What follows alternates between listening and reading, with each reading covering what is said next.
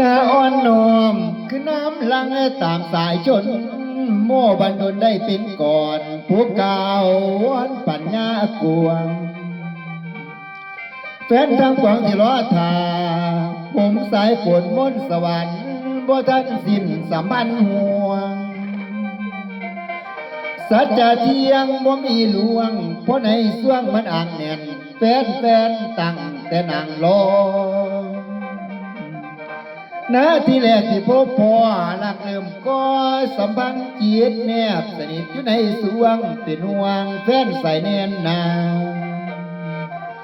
ไม่ตีสูงเสมอสาวสัมพันธ์ยาวเสมอปาน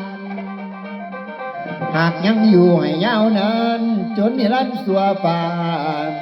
สลายลมได้จมน้ำนอแฟน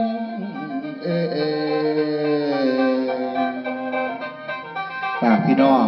กดไลค์กดแชร์ให้หมอลำรุ่นเก่าเนี่ยเด้อ